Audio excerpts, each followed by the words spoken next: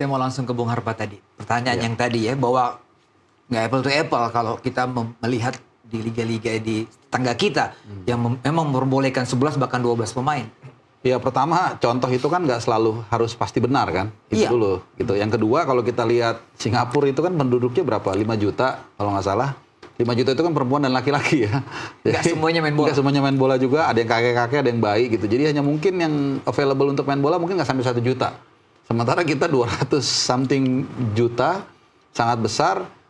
Jadi kalau kita lihat soal availability pemain ya jelas berbeda. Kalau kita banyak pemain supply pemain lokal sebenarnya yang bisa disumbangkan untuk ke klub gitu. Ya. Jadi bahkan Singapura sendiri ada masanya mereka bergabung ke Liga Malaysia kan dulu Lion 12 atau apa begitu ya. Jadi menurut saya nggak apple to apple gitu loh. Kita juga punya kebutuhan sendiri, tiap liga punya kebutuhan sendiri.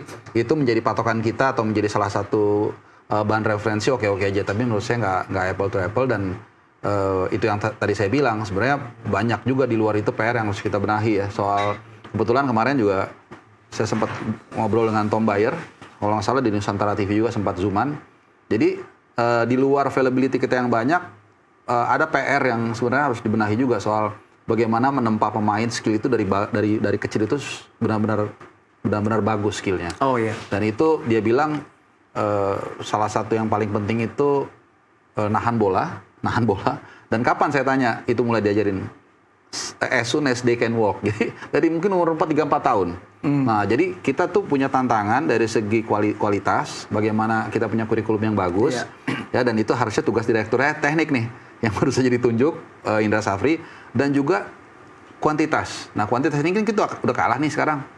Walaupun banyak tapi kemudian kerannya itu dipersempit kan dengan kondisi terakhir plus silabus kita yang belum jelas. Jadi kalau saya boleh melihat ya masa depan kita agak sedikit suram nih dengan situasi seperti ini. Walaupun seperti menanam pohon, mungkin bibit yang kurang bagus, penanaman yang kurang maksimal, ya nanti setelah 3-4 tahun baru kita lihat, oh kita mulai kesulitan nyari kiper, kesulitan sekarang aja kita udah sulit. Nyari striker misalnya, nyari pemain... Nyari gelandang misalnya udah sulit, apalagi dengan situasi terakhir ya. Walaupun ya... Numpuk pemain asing semua di situ. Iya pasti. Tuh. Ya.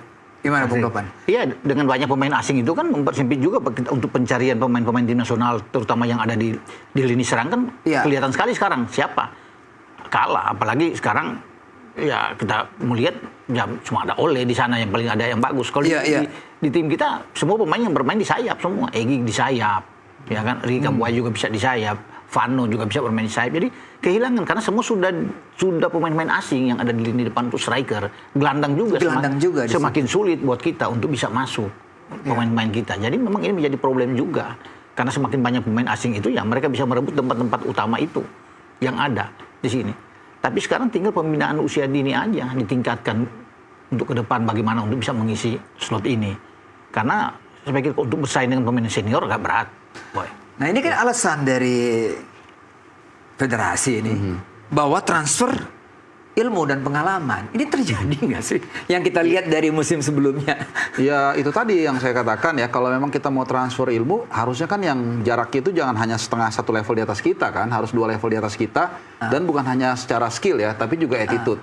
Ya maaf kita lihat kemarin misalnya pemain asing kita, bukan pemain asing kita tapi pemain asing di Piala Presiden Arema itu Paulinho. Ya ternyata mainnya nggak kalah tarkam juga kan, yang mencederai Ole. Nah kita kan butuh yang benar-benar menjadi role model dari para pemain lokal kita, behaviornya, skillnya, attitude-nya segala macam gitu. Dan maaf ya dalam beberapa kesempatan kelihatannya malah mereka yang terpengaruh dengan kita begitu, dengan behaviornya. Jadi dengan behaviornya mereka yang tadi kita harapkan membawa kedisiplinan. Mungkin hanya ada beberapa pemain dalam tanda kutip ya, pemain dari luar negeri, apakah yang sudah jadi naturalisasi atau yang belum, yang tetap mereka disiplin dengan alam mereka. Salah satu yang saya tahu adalah Lili Pali, walaupun dia lagi off season atau apa, dia tetap latihan, dia tetap jaga asupannya, dan itu bisa dilihat dari kebugaran dia sampai saat ini kan, di usia 35 atau mungkin sudah 36 dia masih tetap masih tetap ada di level tertingginya. Jadi saya rasa ya saya tidak melihat ada transformasi transformasi skill ilmu dari mereka ke kita, dan ini kan udah berlangsung berapa puluh tahun ya sejak Liga 1 itu dibuka ya, Liga Indonesia. Mungkin 30 tahun ya sejak 90-an awal. Ya 30 tahunan ya skill pemain kita kan nggak beda jauh gitu-gitu aja. Jadi berarti something wrong nih dengan kebijakan ini yang mungkin orang saya lihat lebih fokus di tataran yang medium up. Tapi untuk grassroots-nya lupa orang nih bagaimana untuk yang tadi saya katakan tadi nahan bola yang baik dari mulai umur 3-4 tahun, kemudian menanamkan disiplin, menanamkan juga etos kerja yang kelihatannya ini nggak mau disentuh sama orang atau federasi. Karena apa? Karena siapapun yang menanam itu dituainya itu mungkin 10 tahun lagi. Jadi mungkin bukan di eranya dia lagi, nggak instan. Jadi mungkin dia merasa ngapain saya fokus ke sana gitu. Seperti itu. Meningkatkan kualitas kompetisi, salah satu juga alasan dari PT LIB. Dengan kedatangan pemain 11 iya, nih. meningkatkan kualitas kompetisi. Gimana Anda mengukurnya, Bung Ropan? Ya itu kalau bagi klub-klub yang ada papan atas ya oke bagi mereka kan dengan ada pemain 11 ini. Karena kompetisi, kalau bicara kompetisi mereka kan bisa berkompetisi di luar. Di luar. Iya kan, untuk jatah mereka untuk bermain di luar lebih tinggi. Tetapi kan pemain yang datang yang sini yang berkualitas itu yang harus bisa memberikan contoh yang baik. Ya kan? Cara contoh yang baik sehingga liga kita akan jauh lebih bagus juga.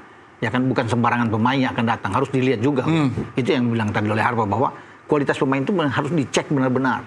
Ya, bagaimana dia punya data mereka, kurikulum vitae mereka untuk bisa bermain. Nah, tapi kalau kita bicara dengan 11 pemain, oke. Mungkin saja PT LIB ini melihat bahwa kalau bicara kualitas di sini sama seperti liga-liga yang ada di luar. Karena mungkin Thailand juga sudah menerapkan hal yang sama kan. Banyak pemain-pemain bermain 10-11 pemain yang bisa bermain. Di luar negeri juga. Kalau di Liga Premier Inggris bahkan City bisa bermain dengan semua pemain dari luar. Liverpool bahkan mungkin cuma sebelum Trent pergi semua mungkin Trent yang bisa ada di situ. Selebihnya tuh 11 semua 10 pemain itu dari luar. Untuk bisa kan udah banyak kompetisi yang melakukan demikian. Mungkin itu akan ditiru dilihat. Tetapi kalau kita kan mesti lihat memang step by step pelan-pelan dulu kan. Sebenarnya 8 kemarin sudah bagus. Kalau dipertahankan dulu, jangan terlalu drastis untuk naik ke 11. 8 aja empot-empotan bagi klub-klub lain yang ada di bawah untuk bisa mengongkosi atau bisa membayar kontrak dari pemain. Apalagi sekarang naik 11. 8-6 bermain udah bagus. Ini menarik nih.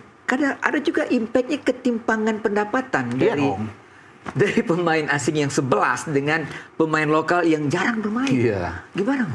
Ini kan juga bermasalah ini. Akan jadi masalah. Ya, di tiap klub. Ya saya rasa nggak mungkin semua bisa mengakomodir 11 plus pemain ya. Saya nggak tahu ya, mungkin seperti Semen Padang, Persi Kediri, Persijap Jepara yang baru promosi. PSIM. I don't think they can afford 11 pemain asing ya. Saya nggak tahu. Let's say mungkin 100 pemain asing mungkin 2-3 miliar. Kali 10 udah 20-30 miliar hanya untuk pemain asing mereka. Tapi ya mungkin ya kalau saya melihat oke lah, itu sudah terjadi, sudah tidak bisa mundur lagi. Mungkin kalau saya bisa memberikan gambaran buat tim-tim yang dananya terbatas, mungkin ada blessing in disguise juga. Mereka ya udah manfaatin aja pemain yang ada. Nggak apa-apa, buktikan. Kadang-kadang pelaut hebat lahir di lautan yang ganas kan. Ini kan lautan yang ganas nih.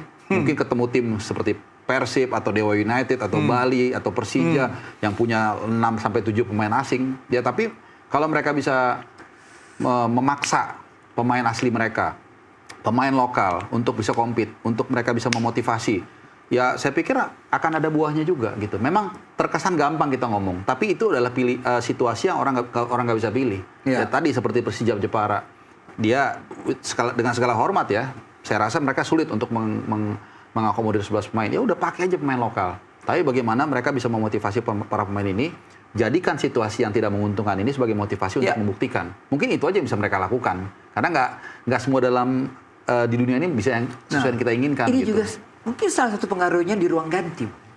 Bayangkan tidak dengan menumpuknya pemain asing di situ. Suasana ruang ganti, belum lagi pelatihnya, kalau nggak salah pelatihnya asing semua. Musim lalu kan hanya coaching aja. Sekarang pasti asing semua yang lebih banyak di dalam. Itu yang membuat memang banyak pemain-pemain asing juga yang ada di gimana beberapa dalam suatu ruang tim. ganti pasti akan terasa juga perbedaannya. Iya pastilah, kalau bicara perbedaan kan pasti. Semua sudah banyak pemain yang ada di dalam semua pemain asing, pelatih juga pelatih asing, pasti perbedaan berpengaruh sekali. Asisten juga mungkin mesti asing, pasti akan berpengaruh di sini. Tapi kalau apa bilang tadi memang memanfaatkan pemain-pemain lokal yang ada untuk meningkatkan mereka itu ya tantangan buat mereka kan, pemain muda ini untuk bisa membuktikan Tetapi di satu sisi untuk menjadi juara saya pikir berat. Berat untuk ini. Hanya mereka-mereka yang ada di level atas yang secara bergantian itu bisa menjadi juara Om Boy. Itu yang memang membuat bahwa persaingan memang ada gap di sini yang bisa Mereka terjadi. realistis loh, Bong. Ya kan, untuk target tuh masuk 5 besar pun. Untuk bertahan aja udah bagus. Iya. Iya. Nah ini yang kadang-kadang jadi masalah kan kalau kita tarik ke fans, ini kadang-kadang mereka nggak mau terima kan. Saya selalu mengatakan ada 18 tim, nggak mungkin 18-nya juara. Itu dulu. Jadi kita mesti berkaca juga nih. Setiap tim itu dia harus melihat juga nih kekuatan dan kelemahan klubnya masing-masing. Oh kelihatannya klub ini misalnya baru promosi, keuangannya kurang bagus. Ya udah, kita mesti realistis juga bahwa target yang paling realistis ada bertahan di Super League misalnya atau Liga 1 kan. Iya. Apalagi dengan tadi ketambahan pemain asing yang nggak bisa diakomodir oleh klub kecil. Jadi ya itulah situasi yang harus kita hadapi menurut saya Bung Boy. Satu lagi Bung Ropan, kita Ya. akan sulit mencari lokal hero, betul nggak? Udah pasti. Iya, agak sulit. Lokal hero. Kalaupun ada satu-satu. Iya. Satu-satu. Kalau kemarin kan waktu Persibaya ada muncul lah Marcelino ya. Marcelino. Ferdinand itu muncul, tapi dia sudah keluar. Nah, memang ini berat, apalagi pemain muda ya untuk seorang lokal hero yang pemain muda. Agak sulit memang Itu untuk dia, bisa pemain bersaing. muda maksudnya ya? Kalau pemain sudah level mungkin sudah lebih di atas 25-26 banyak. Ya, gitu. Egy kan banyak lah. Sayuri bersaudara itu kita bisa lihat. Tapi mungkin di bawah 25 tahun yang kita bisa berharap yang akan muncul ya hanya beberapa yang bisa kita lihat. Kalau yang ada di U23 saat ini, kalau diberikan kesempatan juga, misalnya di PSM ada Victor Detan yang bisa muncul, yang kita akan tunggu. Sebenarnya ada hoki yang diharapkan, tapi kan sudah turun dengan Sleman di degradasi di Liga 2, Om Boy. Ya, jadi memang sulit. Kalau di Persib memang ada Robi Darwis misalnya, Kakang Rudianto. Mereka, tapi kan mereka itu kan pemain terasa bertahan. karena juga ya pengaruh main asing juga bisa jadi ya. Mereka termotivasi Bisa lah, juga salah kan. satu. Dan tergantung coachnya untuk memberikan kesempatan Iya. dia bermain. Kalau coach itu memberikan kesempatan main, dia berani dengan pemain muda.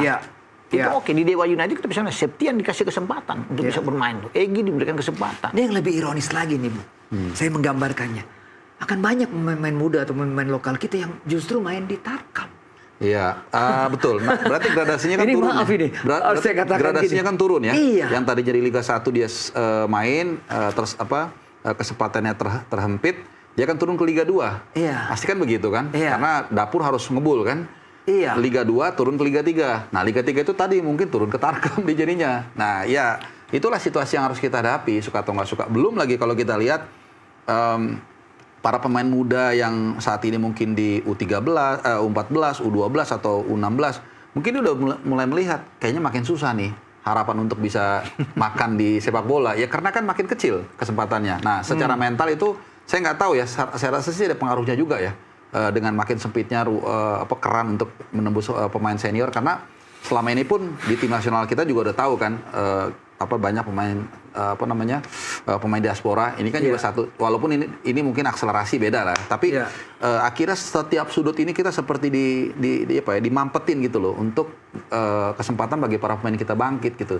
Tapi sekali lagi kita nggak tahu ya apakah memang ada tujuan lain dari LIB ya, walaupun LIB ini organisasi sendiri, tapi kan ini sebenarnya quote by quote operator dari PSSI ya. Iya. Apakah memang mereka ada tujuan lain yang nanti baru kita lihat, oh ternyata maksudnya ini kita nggak tahu. Tapi kalau dari yang saya lihat kacamata saat ini, ya banyak tantangan dan pertanyaan yang harus dijawab sih menurut saya itu. Mungkin kalau perlu saya tambahkan ya, yang harus dilihat oleh LIB di sini bagaimana meningkatkan juga soal hadiahnya. Jangan 3M. Sementara setiap klub itu mengeluarkan puluhan M. Puluhan M. Piala Bahkan Presiden aja 5,5 M ya, Bro. 100 M. Kalau mungkin hadiahnya sekali dapat 15 atau 20 M untuk juaranya, itu kan luar biasa. Ada peningkatan cuma 3 M. Sementara kan tidak sebanding dengan pengeluaran klub-klub di bawah pun pengeluaran itu jauh bisa atas 10 M. Belum dia akan transportasi, naik pesawat, akomodasi, bayar gaji pemain, pelatih, apalagi pemain asing. Even cuma 5 pemain itu, pemain asing 5, itu bayarnya besar juga Om Boy. Dengan hadiah tidak sesuai. Kalau di luar negeri kita bisa melihat hadiahnya. Piala Dunia antar klub, itu luar biasa hadiahnya. Coba hadiahnya 15-20 M. Juara 2-nya kasih 10 M. Itu baru kompetisi yang baik. Itu yang harus dipikirkan oleh, sekarang Piala Presiden cuma 3 kali main, 4 kali main sudah dapat 5,5. Juara 2-nya udah 3 M. Yang masuk final udah aman, udah 3 M. Sementara kita perlu berjibaku 8 bulan, 9 bulan. Kan itu sampai bulan Agustus. Kalau kita mulai Agustus sampai bulan Mei, 9 bulan. 3 M cuma. Bertahun, sementara klub mengeluarkan jor-joran sampai puluhan M. Jadi tidak sebanding. Iya. Hadiahnya itu harus tingkatkan, baru memang naik kalau bicara mau kualitas kompetisi yang bagus. Iya. Iya kan, itu harus dilihat juga. Iya. Jangan hanya melihat di satu sisi pemain asing yang diperbanyak. Iya. Dan juga kalau bicara ini, Bung Ropan, bicara tadi financial, karena kan nggak ada entitas di dunia ini, mau entitas politik, apa, agama sekalipun kan pasti butuh financial. Tadi kan udah Bung Ropan sudah memaparkan. Misalnya soal fans away, ini kan juga penting nih untuk pemasukan klub. Nah ini juga harus diperhatikan. Kemudian kualitas lapangan juga kita tahu selama ini banyak sekali yang kurang bagus. Jadi hal-hal mendasar, saya sepakat apa yang dikatakan Bung Ropan. Ini sebenarnya juga ini yang justru perlu dibenahi sebenarnya. Jadwal yang konsisten dan segala macam, keamanan. Tadi kembali lagi soal fans away, ini kan banyak dikeluhkan juga kan. Kemudian kualitas broadcasting yang bagus, yang akhirnya ujung-ujungnya bisa meningkatkan financial club juga. Ini yang menurut saya agak skip diperhatikan oleh LIB sebagai operator. Oke. Kita break dulu, Bung Arba dan juga Bung Ropan. Kita kembali setelah pariwara berikut ini.